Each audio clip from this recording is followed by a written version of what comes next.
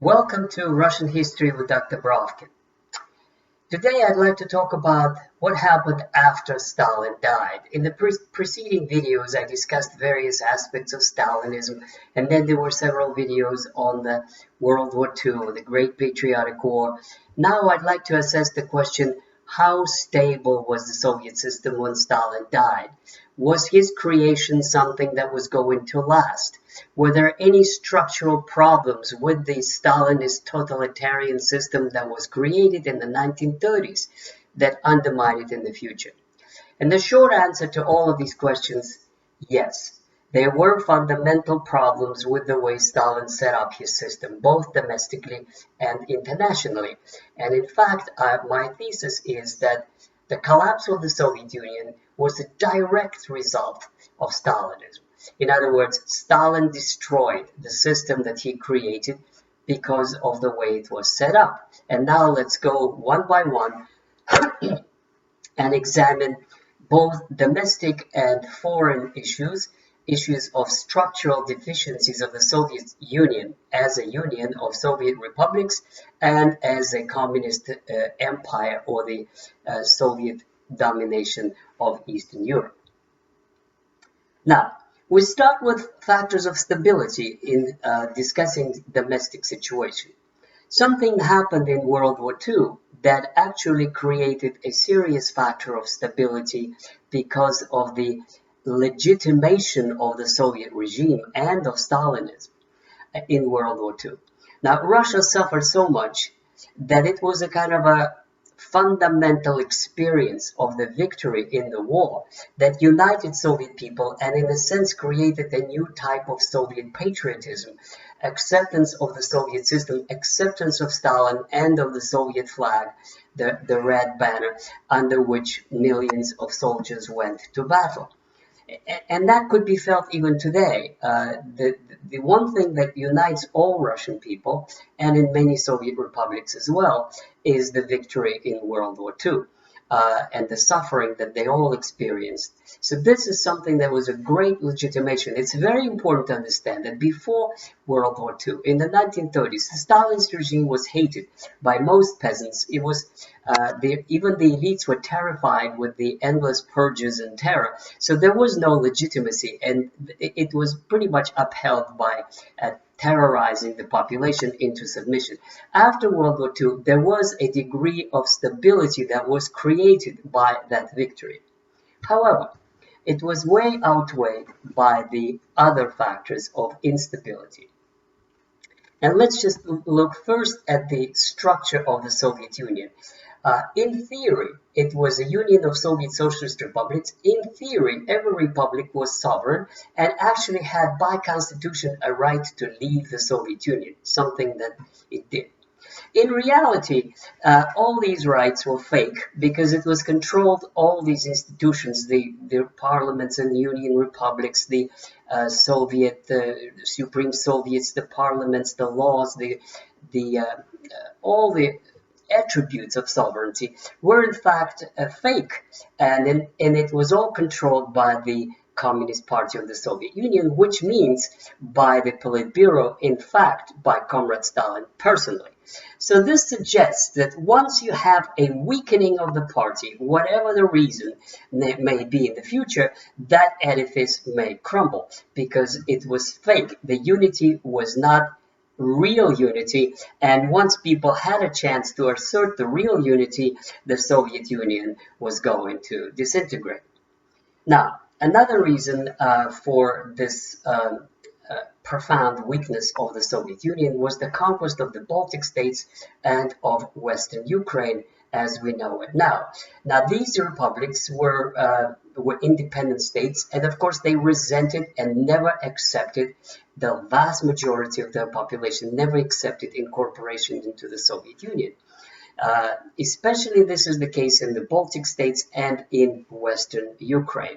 Western Ukraine used to belong to Austro-Hungarian Empire. Then after World War One, it belonged to Poland.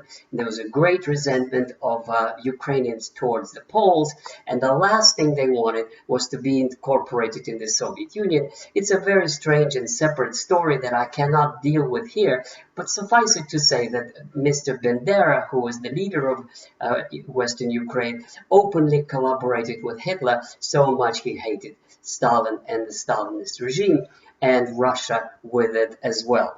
In any case, incorporating those areas was like bringing in a Trojan horse inside the Soviet Union. That sooner or later, they were going to assert themselves, and break loose. But this is not the fundamental thing, that they could have suppressed it for an indefinite period of time.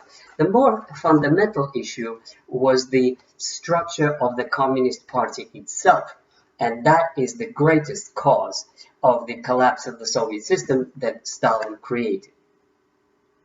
Now, when he died, what was the situation? The Communist Party revived under the leadership of Khrushchev, but basically you had a rule of, let's put it frankly, these were murderers who basically survived and helped Stalin in his crimes against the Soviet people. So people like Khrushchev, Malenkov, Beria, I mean, these were all half imbeciles, half educated, very poorly trained people, no competence, that presume that they are the vanguard of the proletariat because the official ideology told them so.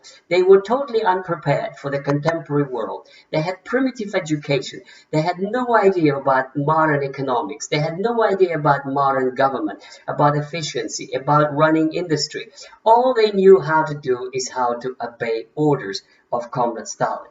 So there was a kind of a growing contradiction, to use Marxist terms, between the imbecile CP leadership and the complexity of the new society in the post-war era. The Communist Party was trained to fulfill production targets and to confiscate grain from the peasants. That they could do, but they couldn't do anything else. And once industry becomes more complex, then their planning becomes useless, and they just kind of recreate the same sort of steel and electricity model of production, of industrialization under the command structure as they used to do in the 1930s, and they cannot do anything else. These people were absolutely unprepared for modern age. Just to give you one incredible example, if you open up Soviet Encyclopedia of 1948 and look up the word cybernetics, the definition is this: it's a false science of the bourgeois West, and then a swear word. It's a whore of capitalism. The cybernetics is the whore of capitalism. This is how primitive these people were. They refused to believe that there is such a thing as computer science. They refused to believe that modern age is coming. They convinced themselves that they were the vanguard of the proletariat in a country of victorious workers and peasants. And that's it. There's nothing else to change and nothing else to strive for but to keep on the power. They knew how to, the Soviet system was good when they needed to produce tanks, lots of tanks, and machine guns, and mobilize millions of people to fight Hitler's armies. That they did very well. But once the war is over and the society goes back to normal, and you have to be diversifying different kinds of industries, they cannot do this. As I said one before, Soviet industry was inherently incapable of functioning in normal conditions. And by normal, I mean when money means something, when there is a cost, when there's worth, when there's something to produce. They just knew how to fulfill the target of production. So many tons of steel, so many kilowatts of electricity, and then to produce uniforms that they would distribute to everybody. No, dresses and shoes and other consumer items that never entered the picture. So that kind of imbecile party was not, up to the modern age. Also, another thing, they were called the Communist Party, but in fact, it's a total misnomer. It had nothing to do with a political party. The Communist Party of the Soviet Union was a conglomeration of bureaucracies that Stalin created for specific purposes to fulfill his orders. So there was a bureaucracy of machine building, bureaucracy of police, bureaucracy controlling the army, the secret police that controlled everybody. This was a tangle of bureaucracies that were just fulfilling the orders, and they were incapable by their very nature to act on their own. They didn't know what to do. And in fact, I wrote an article in the 1980s. The first party secretaries, it's called the dying species. And that means that these people, all they knew how to manipulate the peasants and to fulfill targets. They could not exist in any other conditions. So the cadres, or the nomenclature, or the list of appointments that Stalin made was also a major factor of the collapse of the Soviet Union, because the system not only didn't generate talent, not only didn't generate new ideas and innovation, it was set up exactly to do the opposite.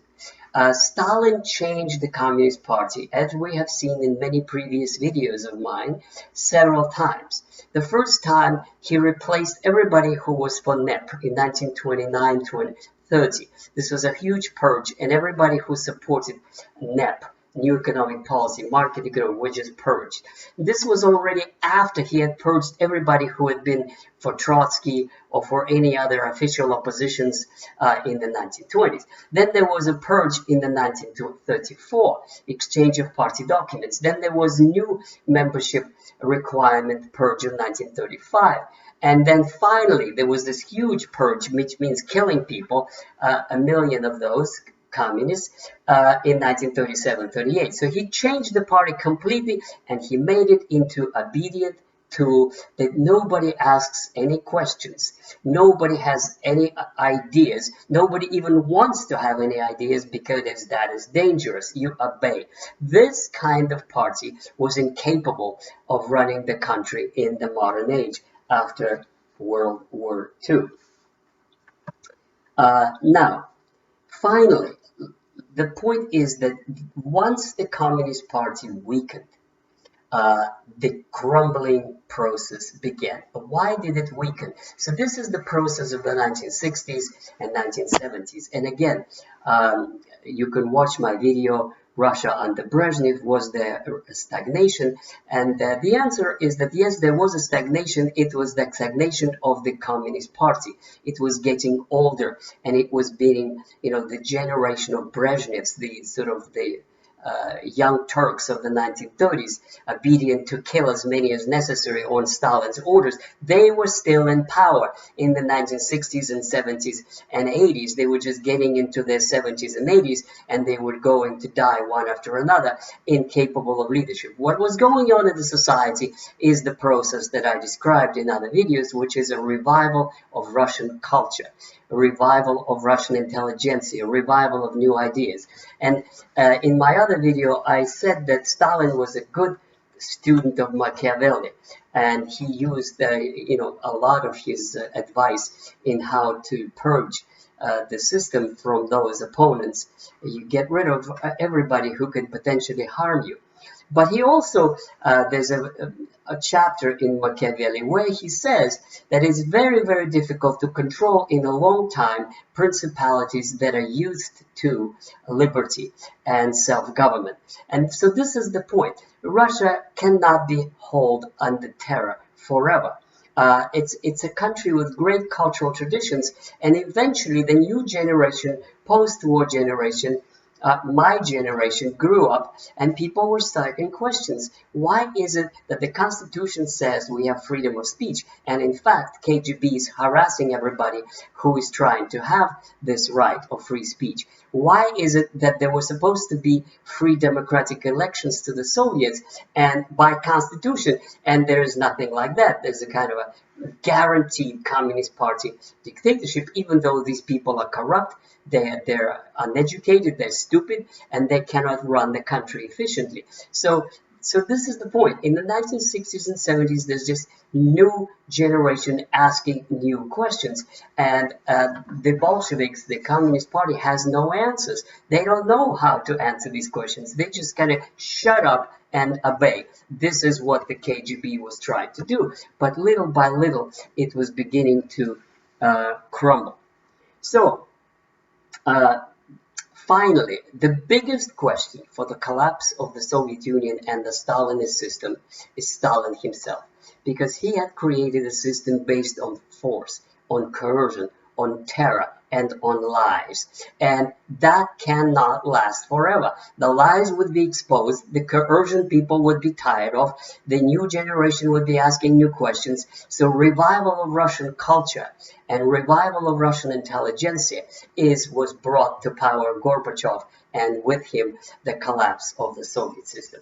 And finally, it was not Western Cold War victory of Reagan or anything like this. This is totally self-presuming, congratulatory, mistake, to put it mildly, of the West to presume that the Soviet Union collapsed because they, won the Cold War. No, the Soviet Union collapsed because Stalinism was wrong, because Stalinism couldn't last.